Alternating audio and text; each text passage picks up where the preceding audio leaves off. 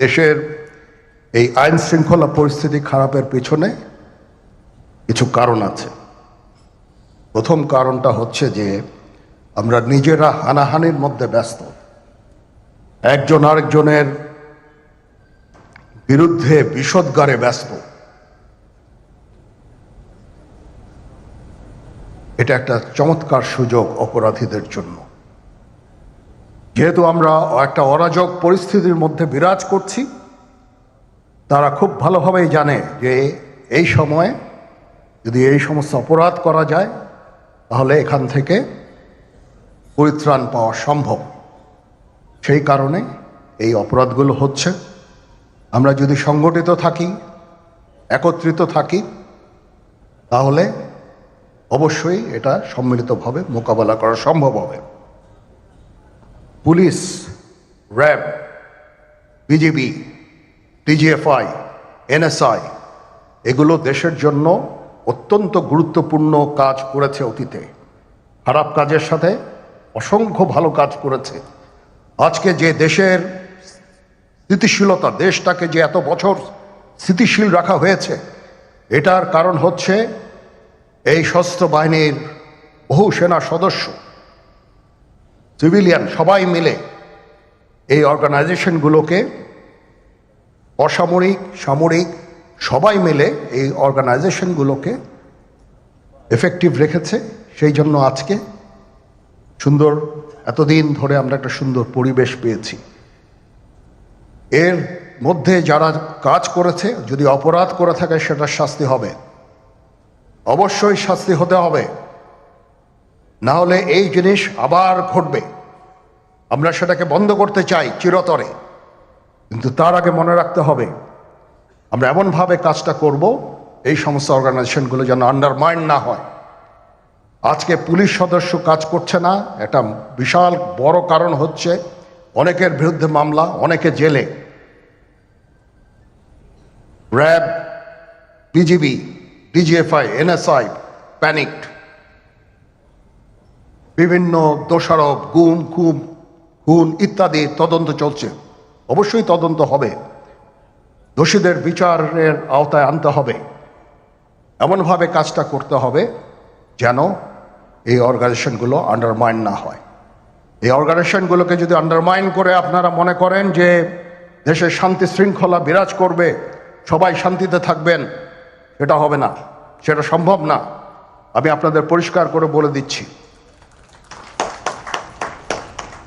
এই দেশের শান্তি শৃঙ্খলা রক্ষার দায়িত্ব খালি সেনাবাহিনীর না। 2 লক্ষ পুলিশ আছে, বিজিবি আছে, র্যাব আছে,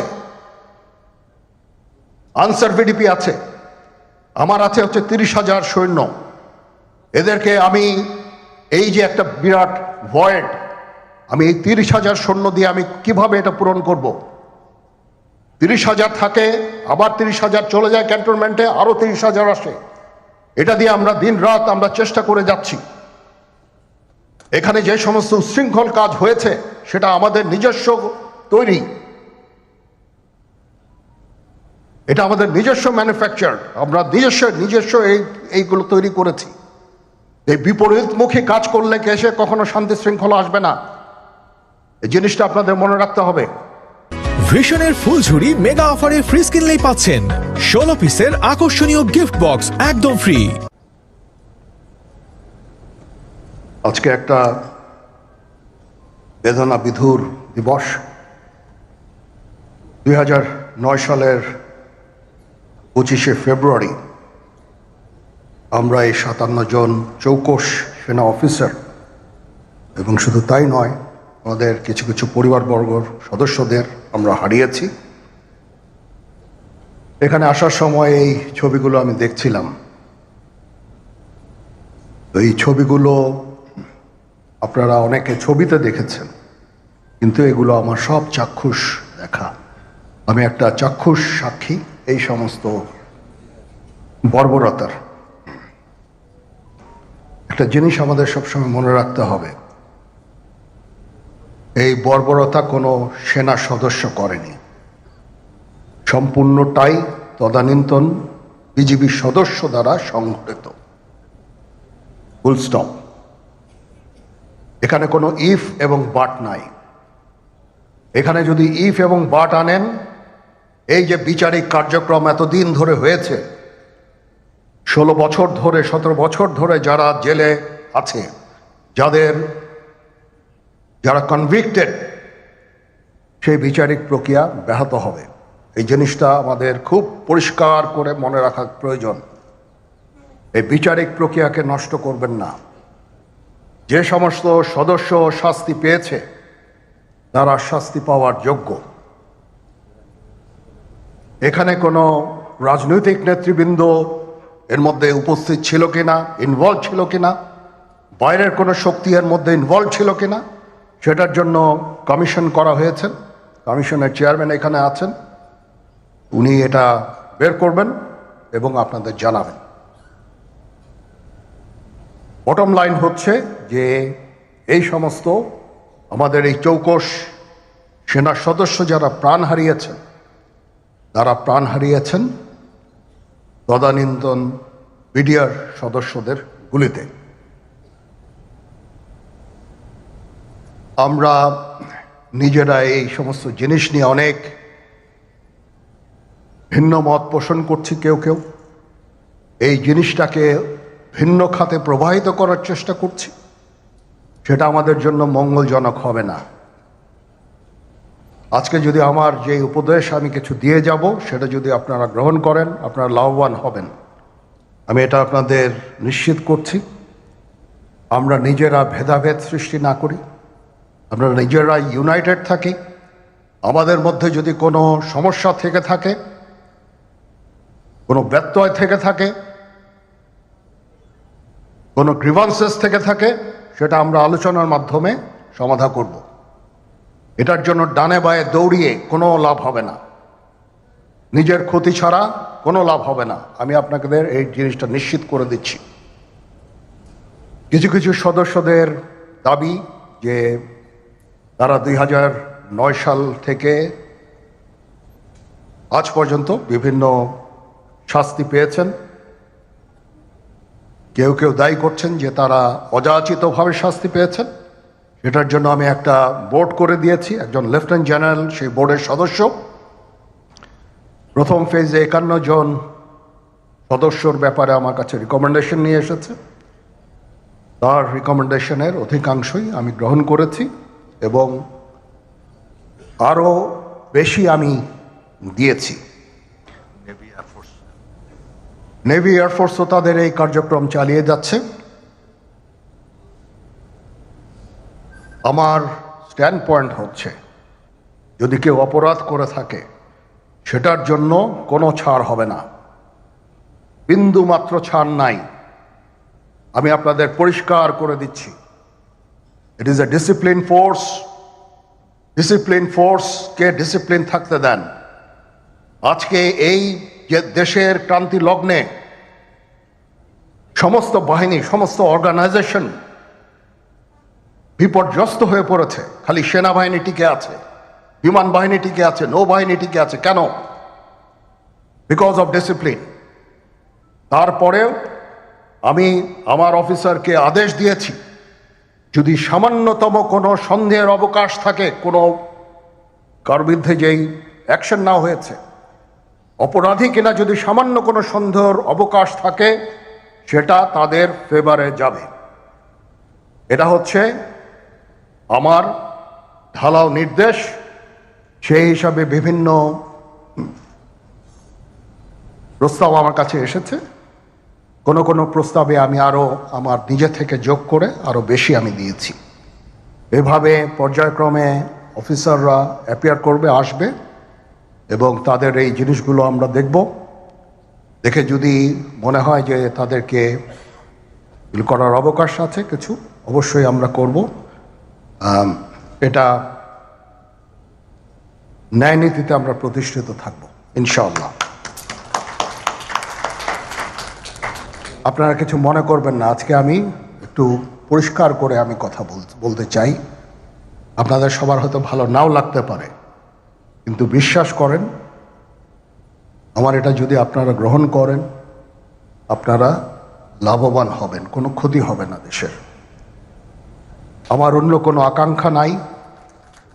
আমার একটাই আকাঙ্ক্ষা, দেশ এবং জাতিটাকে একটা সুন্দর জায়গায় রেখে ছুটি করা। I had enough. Was last 7-8 months I had enough. আমি চাই দেশ এবং জাতিকে একটা সুন্দর জায়গায় রেখে আমরা সেনানিবাসে ফেরত আসব।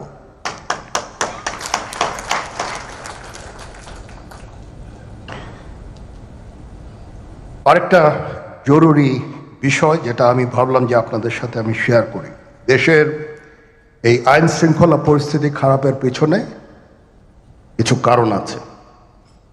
প্রথম কারণটা হচ্ছে যে আমরা নিজেরা হানাহানির মধ্যে ব্যস্ত, একজন আরেকজনের বিরুদ্ধে বিষোদ্গারে ব্যস্ত। এটা একটা চমৎকার সুযোগ অপরাধীদের জন্য। যেহেতু আমরা একটা অরাজক পরিস্থিতির মধ্যে বিরাজ করছি, তারা খুব ভালোভাবেই জানে যে এই সময়ে যদি এই সমস্ত অপরাধ করা যায় তাহলে এখান থেকে পরিত্রাণ পাওয়া সম্ভব। সেই কারণে এই অপরাধগুলো হচ্ছে। আমরা যদি সংগঠিত থাকি, একত্রিত থাকি, তাহলে অবশ্যই এটা সম্মিলিতভাবে মোকাবেলা করা সম্ভব হবে। Police, RAB, BGB, DGFI, NSI এগুলো দেশের জন্য অত্যন্ত গুরুত্বপূর্ণ কাজ করেছে অতীতে। খারাপ কাজের সাথে অসংখ্য ভালো কাজ করেছে।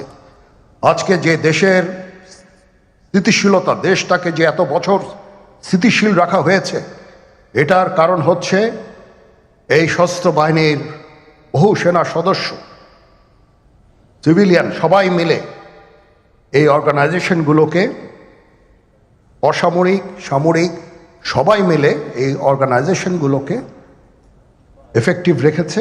সেই জন্য আজকে সুন্দর, এতদিন ধরে আমরা একটা সুন্দর পরিবেশ পেয়েছি। এর মধ্যে যারা কাজ করেছে, যদি অপরাধ করে থাকে সেটার শাস্তি হবে, অবশ্যই শাস্তি হতে হবে। দেশের বর্তমান অন্তর্বর্তীকালীন সরকার 10 মাসেও জাতীয় নির্বাচনের সুস্পষ্ট তারিখ ঘোষণা করেনি। ফলে রাষ্ট্র এবং রাজনীতিতে এক ধরনের অনিশ্চয়তা সৃষ্টি হয়েছে, এবং এই অনিশ্চয়তা সৃষ্টি হওয়ার কারণেই আমরা যদি খেয়াল করি, দেশে অর্থনৈতিক কর্মকাণ্ড বলা যায় প্রায় স্থবির হয়ে পড়েছে।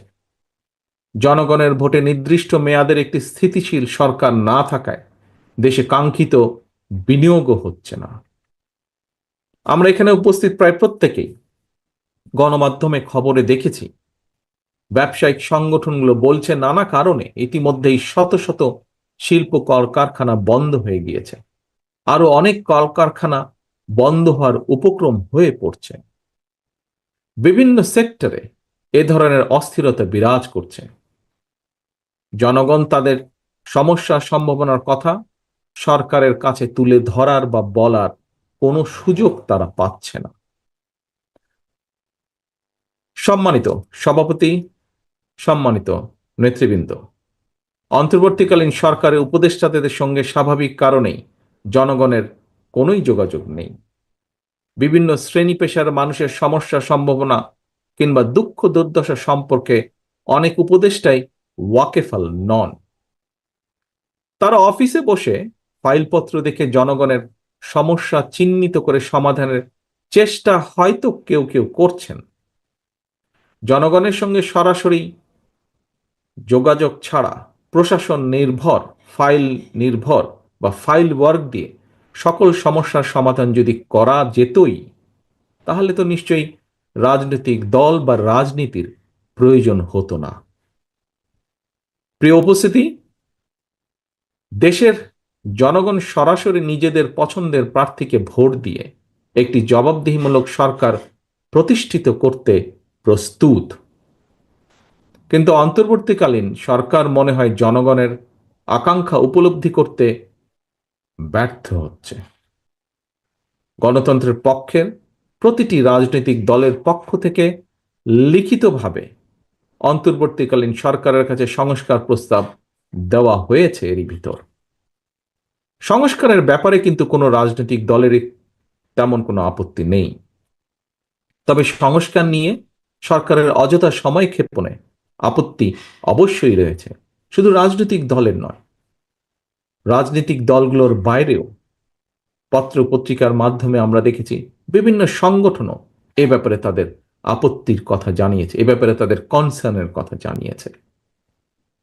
এবং এ কারণেই আমরা মনে করি প্রস্তাবিত সংস্কার শেষ করে যদি তাদের ইন্টেনশন সঠিক থাকে, গণতন্ত্রের পক্ষে থাকে, আমরা দাবি করেছি ডিসেম্বরের ভিতরে নির্বাচন দিতে, তবে আমি এটাও মনে করি বিভিন্ন বিষয় বিবেচনা করে সংস্কার প্রস্তাব শেষ করে, যেহেতু কম বেশি সকল বিষয় অধিকাংশ দলগুলোর মধ্যে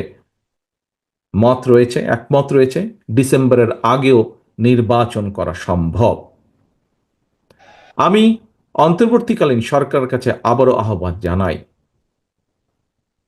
জনগণের আকাঙ্ক্ষাকে ধারণ করুন, অবিলম্বে ডিসেম্বরের মধ্যেই সুনির্দিষ্ট দিনক্ষণ দিয়ে জাতীয় নির্বাচনের তারিখ ঘোষণা করুন। এখানে অন্তর্বর্তীকালীন সরকারের জয় বা পরাজয়ের কোনো কিছুই নেই, বরং স্বাধীনতা প্রিয় জনগণকে একটি সুষ্ঠু নির্বাচন উপহার দিয়ে গণতন্ত্রকেই বিজয়ী করতে সাহায্য করুন।